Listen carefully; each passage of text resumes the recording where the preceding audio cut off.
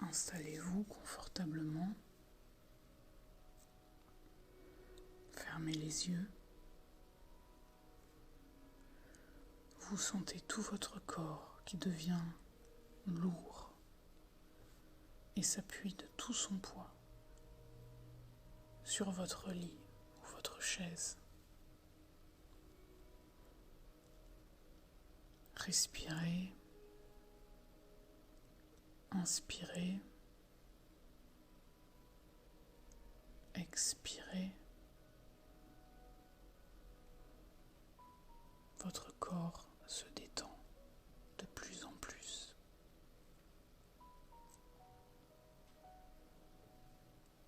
Relaxez vos paupières, relaxez vos sourcils, relaxez vos bras, vos mains, relaxez vos jambes jusqu'à la pointe de vos pieds. Vous vous apaisez de plus en plus. Vous êtes confortable. Vous êtes prêt pour partir dans ce voyage de l'imaginaire.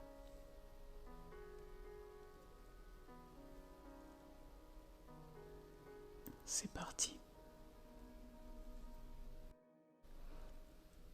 Buck ne lisait pas les journaux et était loin de savoir ce qui se tramait vers la fin de 1897. Non seulement contre lui, mais contre tous ses congénères. En effet, dans toute la région qui s'étend du détroit de Puget à la baie de San Diego, on traquait les grands chiens à longs poils, aussi habiles à se tirer d'affaire dans l'eau que sur la terre ferme. Les hommes, en creusant la terre obscure, y avaient trouvé un métal jaune enfoncé dans le sol glacé des régions arctiques. Et les compagnies de transport ayant répandu la nouvelle, à grand renfort de réclames, les gens se ruaient en foule vers le nord. Et il leur fallait des chiens, de ces grands chiens robustes, aux muscles forts pour travailler, et à l'épaisse fourrure pour se protéger contre le froid.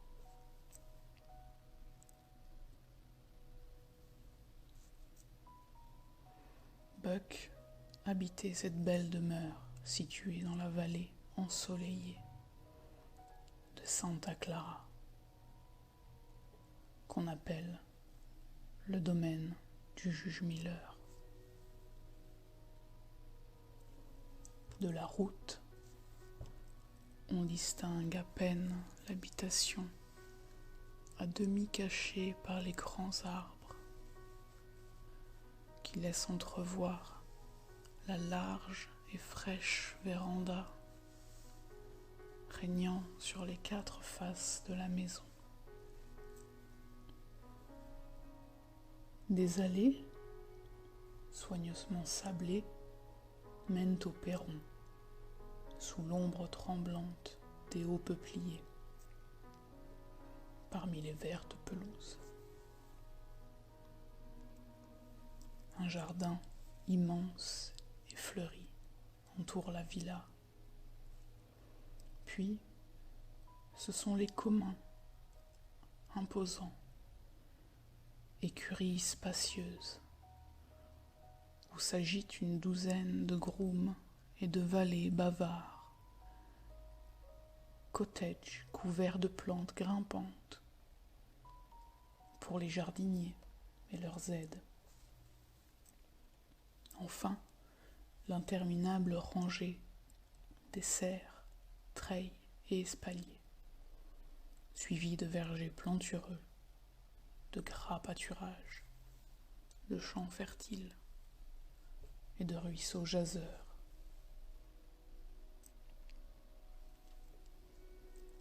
Le monarque absolu de ce beau royaume était, depuis 4 ans,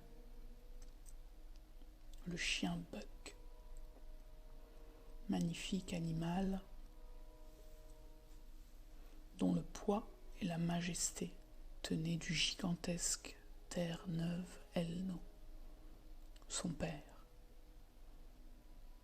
tandis que sa mère, Sheps, fine chienne collet de pure race écossaise, lui avait donné la beauté des formes et l'intelligence humaine de son regard.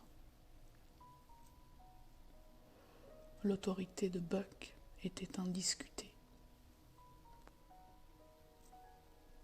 Il régnait sans conteste, non seulement sur la tourbe insignifiante des chiens d'écurie, sur le carlin japonais Toots, sur le mexicain Isabelle, étrange créature sans poils dont l'aspect prêtait à rire, mais encore sur tous les habitants du même lieu que lui.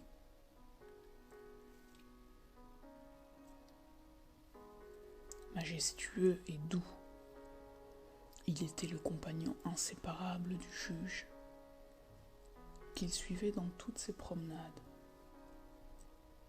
Il s'allongeait d'habitude aux pieds de son maître, devant la bibliothèque, le nez sur ses pattes de devant, clignant des yeux vers le feu, et ne marquant que par un imperceptible mouvement des sourcils l'intérêt qu'il prenait à tout ce qui se passait autour de lui. Mais apercevait-il, au dehors, les fils aînés du juge, prêts à se mettre en selle? Il se levait d'un air digne et daignait les escorter. De même, quand les jeunes gens prenaient leur bain matinal dans le grand réservoir cimenté du jardin, Buck considérait de son devoir d'être de la fête. Il ne manquait pas non plus d'accompagner les jeunes filles dans leurs promenades à pied ou en voiture. Et parfois, on le voyait sur les pelouses, portant sur son dos les petits enfants du juge, les roulant sur le gazon et faisant mine de les dévorer de ses 2 rangées de dents étincelantes. Les petits l'adoraient, tout en le craignant un peu, car Buck exerçait sur eux une surveillance sévère et ne permettait aucun écart à la règle.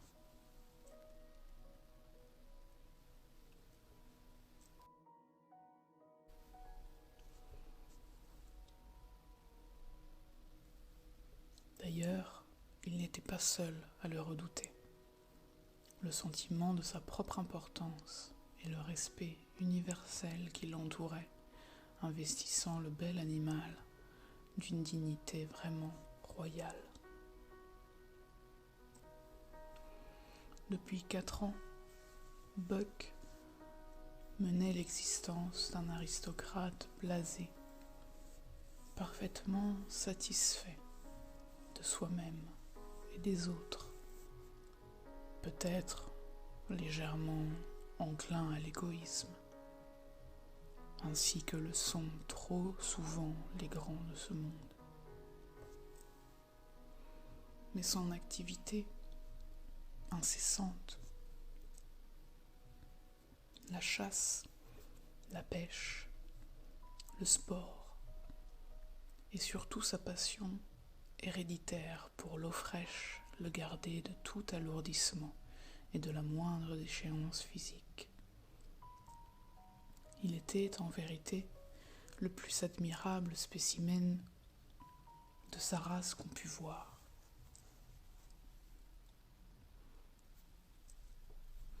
Sa vaste poitrine, ses flancs évidés sous l'épaisse et soyeuse fourrure, ses pattes droites et formidables, son large front étoilé de blanc, son regard franc, calme et attentif le faisait admirer de tous.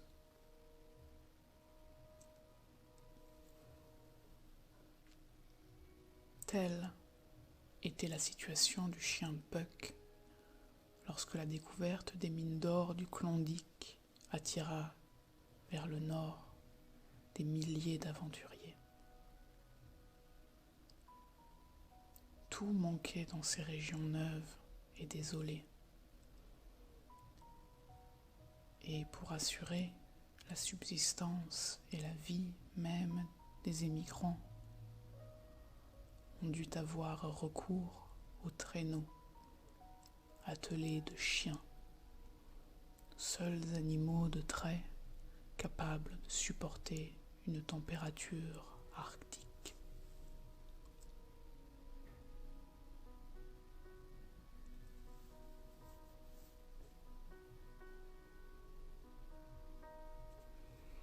Nous avons maintenant terminé notre voyage imaginaire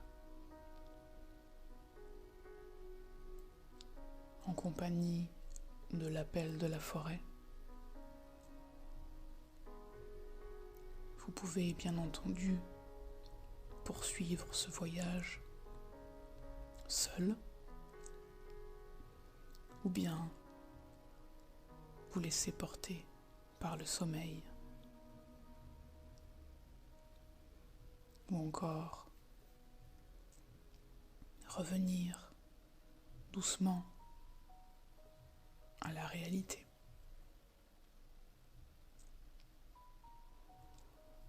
En tous les cas, vous êtes maintenant détendu, calme et confortable